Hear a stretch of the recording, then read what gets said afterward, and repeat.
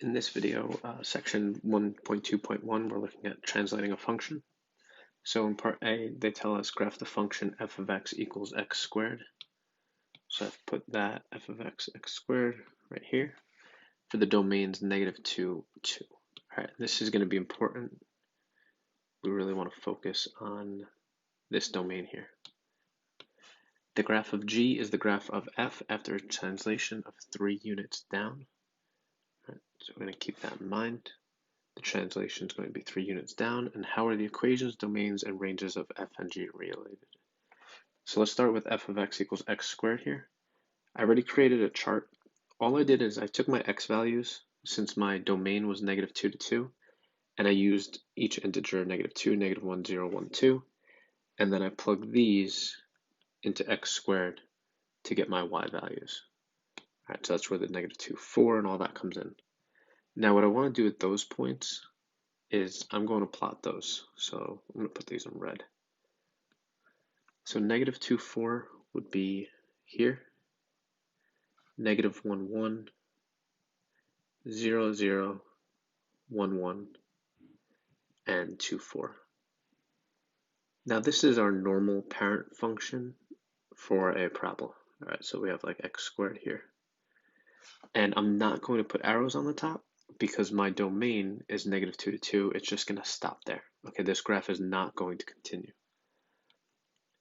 Now what I'm going to do next is the graph of g is the graph of f after a translation of 3 units down. So I'm going to take each one of these coordinate points that I made and I'm going to move them down 3 places. So this piece is going to drop down 1, 2, down there. All right, same thing here. So drop 1, 2, 3, drop this. I'm going to drop each of these 5 coordinate points. And now I've got a graph that looks something like this. Again, no arrows at the end because our graph is terminating. All right, it's not going to continue forever. So the question is kind of what's going on here? My g of x values, I want to look at my coordinate points for these 5 points here. And if I do that, this one here, this first one on the left, looks like -2, 1. The next one is -1, -2, 0, -3, 1, -2, and 2, 1. Now, we're again being asked kind of what's going on from f of x to g of x. Well, if I look at my x values, the -2, -1, 0, 1, 2, they've all stayed the same. However, my y values, the 4, the 1, the 0, 1, 4, have now gone to 1, -2, -3, -2, and 1. So what's happened is all those values have decreased. All right, they've gone down by 3. We shifted down 3 units. So what happened to my x squared? My f of x, or let's rewrite that as f of x. My f of x function, all right, which is x squared, went down by 3 units. So we're subtracting 3 there. And what you're going to find is that a vertical shift up or down is going to be plus or minus the entire function. So like f of x, since we're going down, would be -3. If we were going up, let's say we were going up 5 places, it would have been f of x plus 5. All right, it all depends on whether we go up or down, and it's pretty straightforward. Now, they ask us about the domains, the ranges, and kind of what changed here. Well, my domain for f of x, they told me, was -2, 2. All right, my domain for g of x, well, what's going on with my x values? My x values are all still the same. They didn't change. So my domain for g of x is still -2, 2. If I only have that vertical change, my x's aren't moving. Now my range,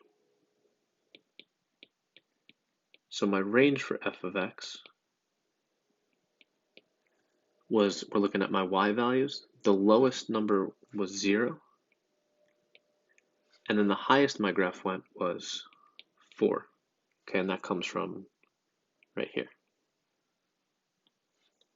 My range for g of x, though, that's where there are some changes. my lowest value was -3, and my max value was a +1. And if we notice, when we shifted down 3 units,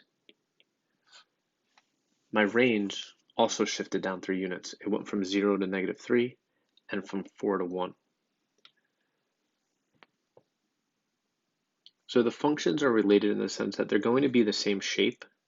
All right, it's just going to be a shift, some kind of translation. So it's the key word you're looking at here. We're looking at translations. And if you have, let's say, something, a function of f of x, vertical shifts, a vertical shift up or down is going to be that function, and then plus or minus a k value. Okay, so that k value tells you whether it goes up or down.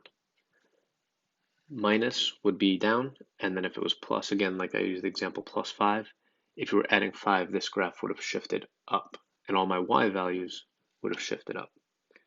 Now, if you think about this, x's go left and right, they're horizontal. My x's didn't change, so there's no horizontal change. My y's are my vertical numbers. All right, I'm going up or down along the y-axis.